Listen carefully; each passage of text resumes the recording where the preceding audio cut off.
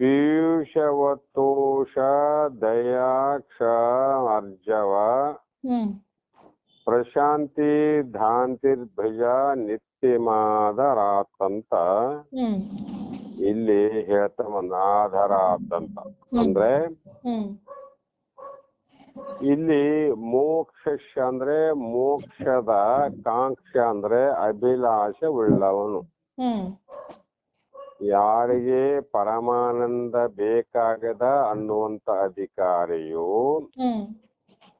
ಎದಿಯಸ್ತಿ Y ಅಂದ್ರೆ ಅಂಥವರು ಯಾರಾದರೂ ಇದ್ದಾದರೆ ವಿಷಯಾನಂದ್ರೆ ವಿಷಯಗಳನ್ನ ವಿಷಮ್ಯತ ಹಿಂದಿನ ಶ್ಲೋಕದಲ್ಲಿ ಬಹಳ ಸಲ ಹೇಳ್ಯಾರ.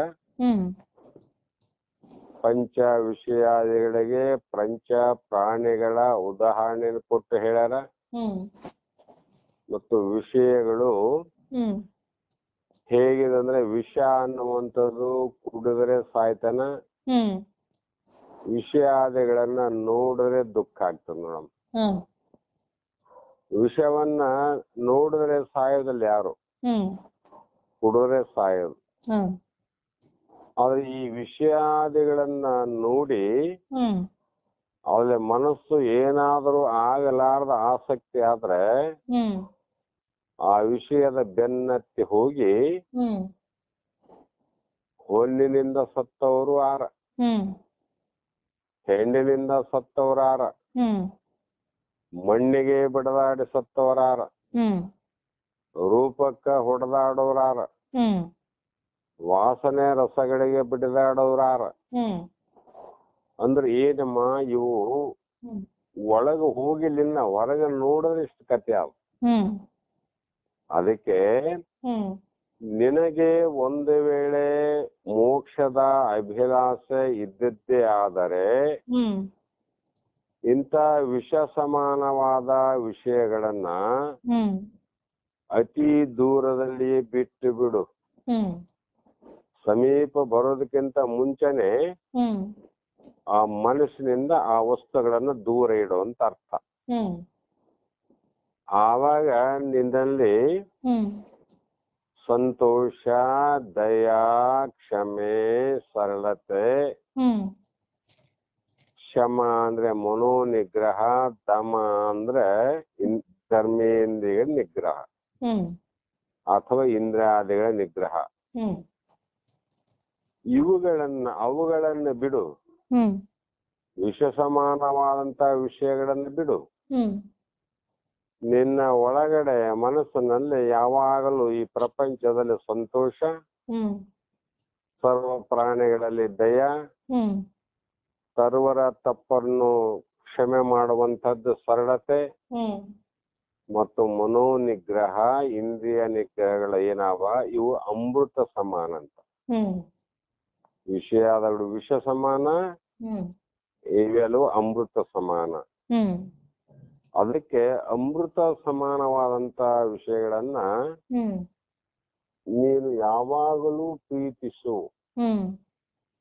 ಯಾವಾಗಲೂ ಅವುಗಳ ಸಂಗ್ರಹಕ್ಕಾಗಿ ಪ್ರಯತ್ನವನ್ನು ಮಾಡು. ಯಾಕಂದ್ರೆ ನೆಮ್ಮದಿ ಕೊಡ್ತದ ಬದುಕು, ಸಂತೋಷ ಕೊಡ್ತದ, ಆನಂದ ಕೊಡ್ತದ. ಅದಕ್ಕೆ ಈ ಸಂತೋಷ, ಆನಂದ, ನೆಮ್ಮದಿ ಕೊಡುವಂತ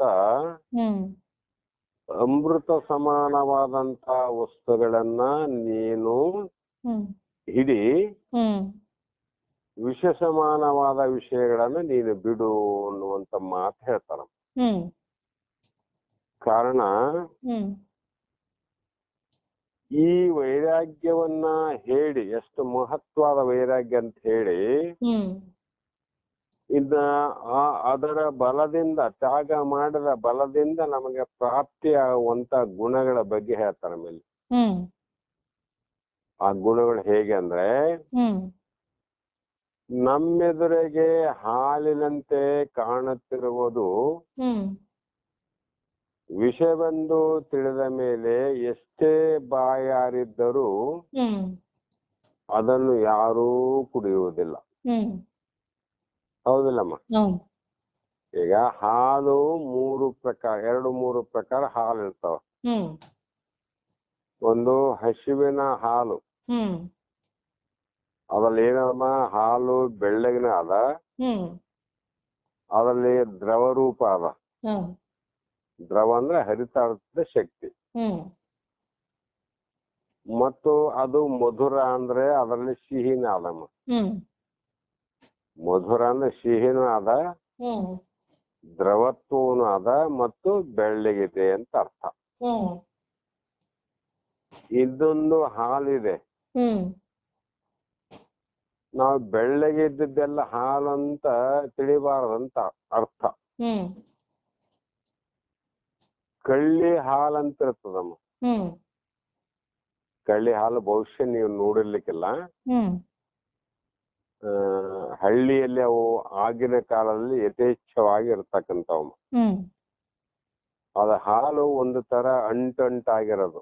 ಹ್ಮ್ ನಾವು ಆವಾಗ ಶಾಲೆಗೆ ಹೋಗುವಾಗ ಹ್ಮ್ ಪರಿಸ್ಥಿತಿ ಹೇಗಿತ್ತಂದ್ರೆ, ಹ್ಮ್ ಒಂದು ಯಾವುದೇ ಪಠ್ಯ ಪುಸ್ತಕಕ್ಕೆ ಹ್ಮ್ ಮೇಲೆ ಒಂದು ಕವರ್ ಹಾಕಬೇಕಾಗಿದ್ರೆ ಹ್ಮ್ ಆ ಕಳ್ಳಿ ಹಾಲನ್ನ ಹಿಡ್ಕೊಂಡು ಬಂದು ಹ್ಮ್ ಪೇಪರ್ಗೆ ಹಚ್ಚಿ ಅದು ಗಮ್ಮು ತರವಾಗಿ ಹಿಡ್ಕೊಂತಿತ್ತು.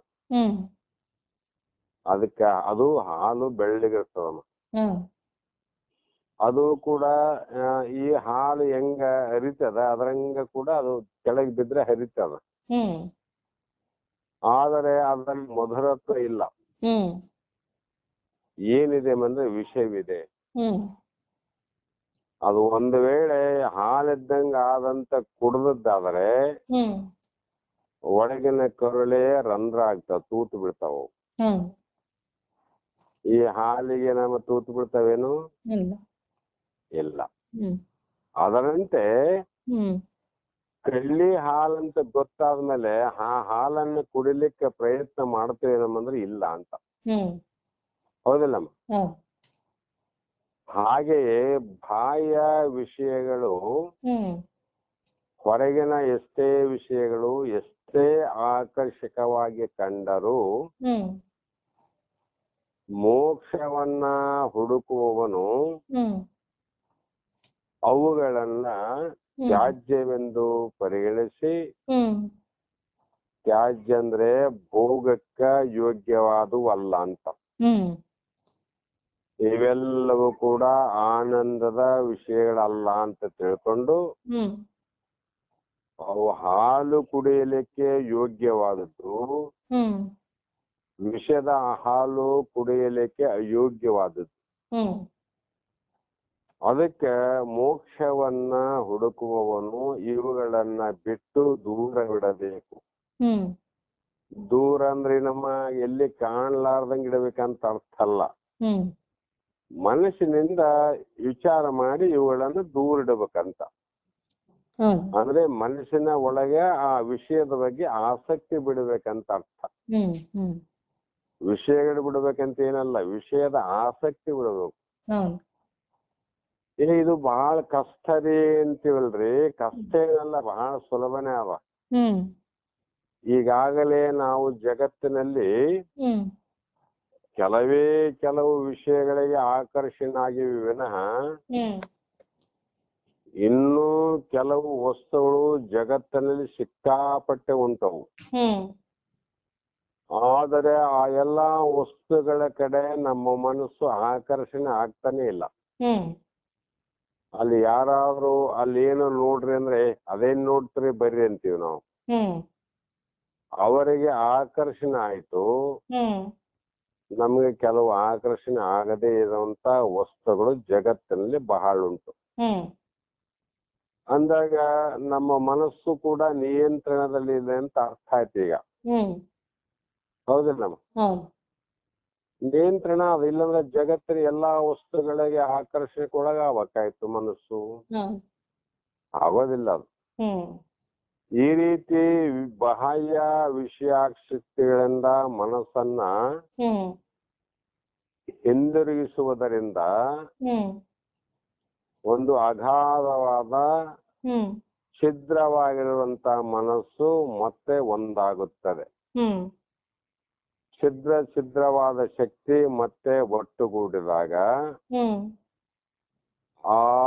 ಆಗ ಒಂದು ಮನೋಬಲ ಅನ್ನುವಂತ ಮಾನಸಿಕ ಶಕ್ತಿ ಹ್ಮ್ ಉತ್ತಮವಾದ ಪ್ರವೃತ್ತಿಗಳಲ್ಲಿ ನಿಯೋಜಿಸದಿದ್ದರೆ ಹ್ಮ್ ಅದು ಪುನಃ ಪುನಃ ವಿಷಯಗಳ ಸೆಳೆತಕ್ಕೆ ಸಿಕ್ಕಿಕೊಂಡು ಹ್ಮ್ ಮನಸ್ಸಿನಲ್ಲೇ ಅವುಗಳನ್ನ ಚಿಂತಿಸಲು ಪ್ರಾರಂಭಿಸುವುದು.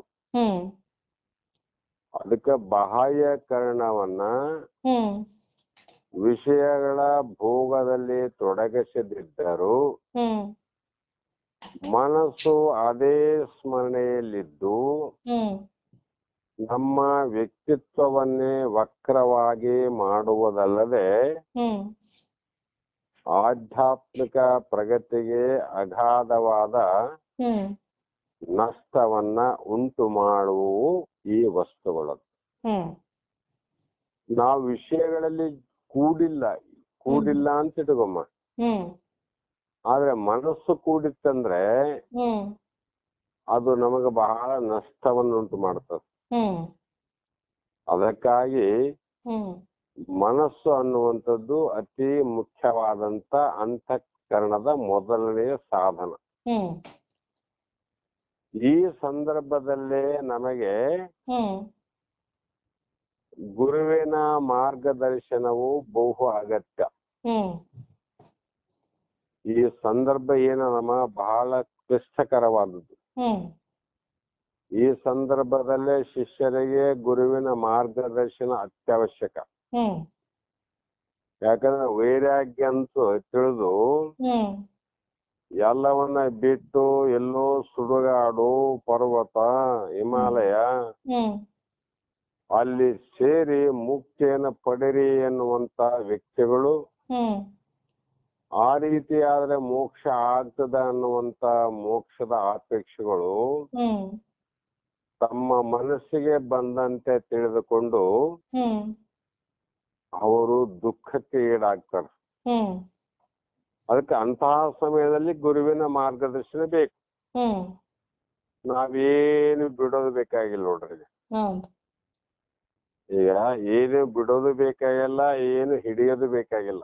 ಹ್ಮ್ ನಾವು ಅವು ಯಾವುವು ಶಾಶ್ವತವಾದ ವಸ್ತುಗಳಲ್ಲ, ಹ್ಮ್ ನಿತ್ಯವಾದ ವಸ್ತುಗಳಲ್ಲ, ಹ್ಮ್ ಸುಖದ ವಸ್ತುಗಳಲ್ಲ ಹ್ಮ್ ಅನ್ನುವಂತ ವಿಚಾರವನ್ನ ಗುರುವು ಹ್ಮ್ ಆ ಶಿಷ್ಯರಿಗೆ ಮಾರ್ಗದರ್ಶನ ಮಾಡಿದಾಗ ಹ್ಮ್ ಅವರು ಇಂಥ ಕಷ್ಟ ಕಾರ್ಯವನ್ನ ಮಾಡಲಿಕ್ಕೆ ಹೋಗೋದಿಲ್ಲ.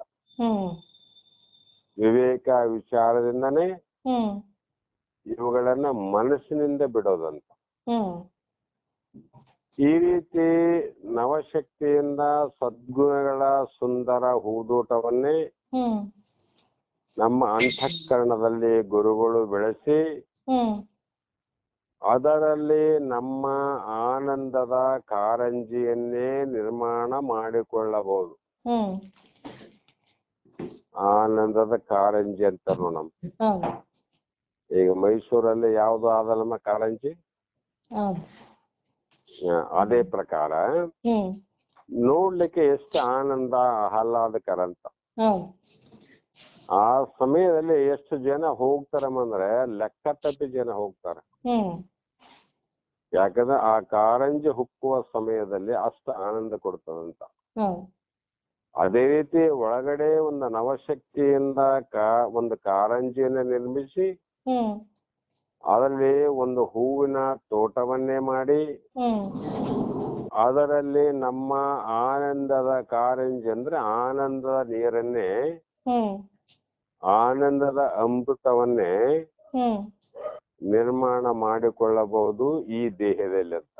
ಹ್ಮ್ ನಾವು ಹೊರಗೆ ಹೋಗ್ತೀವಿ ಇಲ್ಲಂತಲ್ಲ, ಆದ್ರೆ ಒಳಗಡೆ ಹ್ಮ್ ಸುಂದರವಾದ ತೋಟ ನಿರ್ಮಾಣ ಮಾಡಬಹುದು. ಹ್ಮ್ ಇದರಿಂದ ಸಂತೃಪ್ತಿ, ಹ್ಮ್ ಹರ್ಷ, ಚಿತ್ತವೃತ್ತಿ, ಹ್ಮ್ ಇದರಿಂದ ದಯೆ, ಕ್ಷಮೆ, ಸತ್ವ ಶಮ ದಮ ಹ್ಮ್ ಇತ್ಯಾದಿ ಸದ್ಗುಣಗಳನ್ನ ನಮ್ಮಲ್ಲಿ ರೂಢಿಸಿಕೊಳ್ಳುವುದಕ್ಕೆ ಹ್ಮ್ ನಮ್ಮ ಮನಶಕ್ತಿಯನ್ನು ಧಾರಾಳವಾಗಿ ಉಪಯೋಗಿಸಿಕೊಳ್ಳಬೇಕು.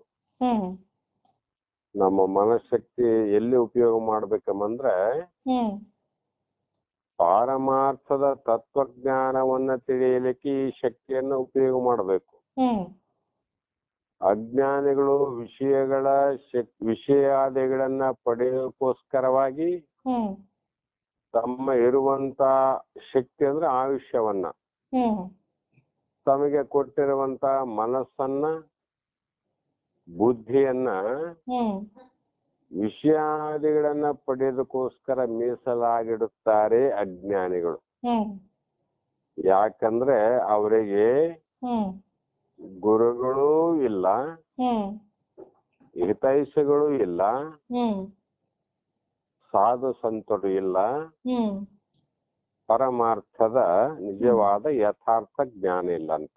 ಹ್ಮ್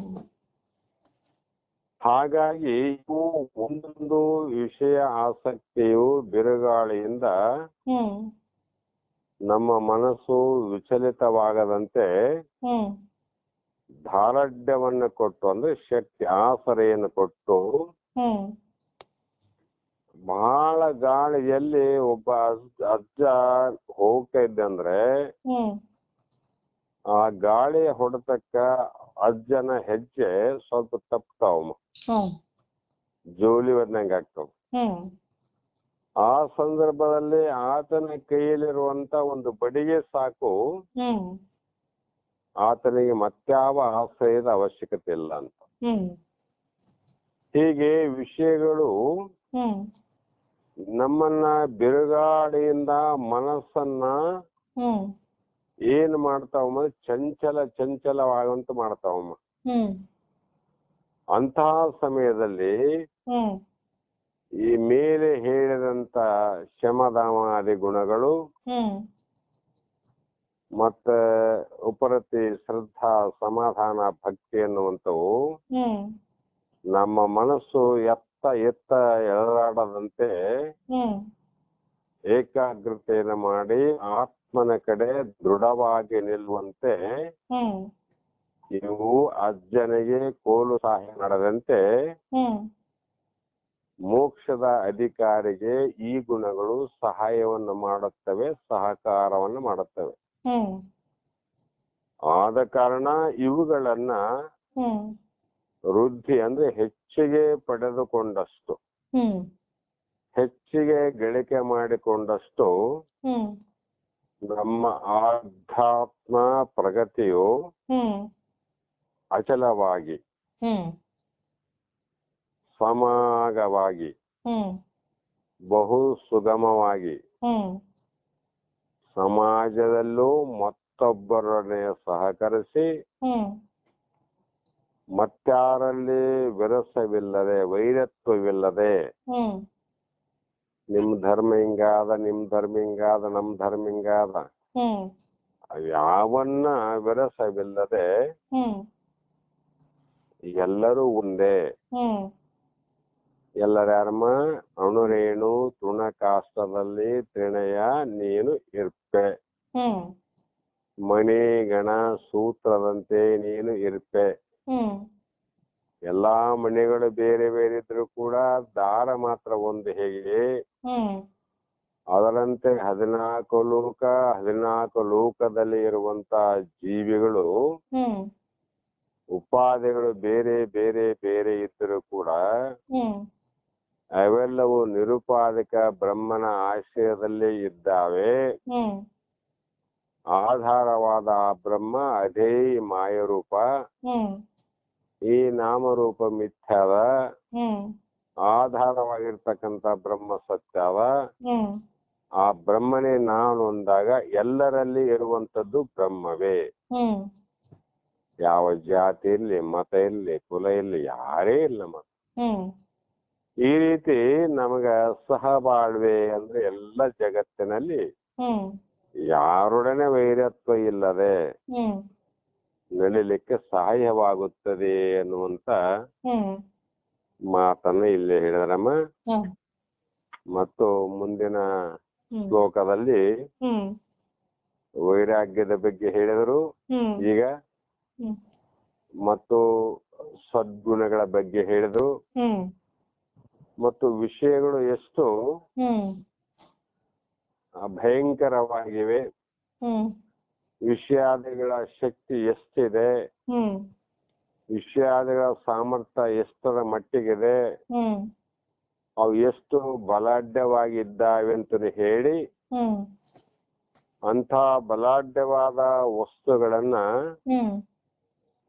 ದೂರ ಇಡಬೇಕು ಅನ್ನುವಂಥದ್ದನ್ನು ಹೇಳಿ ಹ್ಮ್. ಅದಕ್ಕೆ ಸರಿಯಾದ ಗುರುವಿನ ಮಾರ್ಗದರ್ಶನದಿಂದ ಹ್ಮ್. ಅವುಗಳನ್ನ ದೂರ ದೂರ ಇಟ್ಟಾಗ ಹ್ಮ್.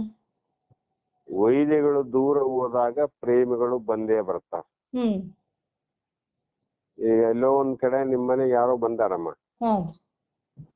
ಅಲ್ಲಿ ನಾನು ಬರ್ತೀನಿ ಅಂತ ಹೇಳಿದೆ ನಿಮ್ಗೆ. ಹ್ಮ್. ಹ್ಮ್. ಅವಾಗ ನಮ್ಮ ಮನೆಯಲ್ಲಿ ಇಂಥವ್ರು ಬಂದಾರಿ ಅಂದ್ರಿ, ನಾವ್ ಯಾರ್ರಿ ಅಂತ ಕೇಳ್ತೀವಿ. ಹ್ಮ್. ಇಂಥವ್ರ ಹೆಸರು ಅಂದಾಗ ನಮಗ್ ಗೊತ್ತಾಯ್ತು ಅವನು ನಮ್ಮ ವೈರಿ ಅಂತ. ಹ್ಮ್.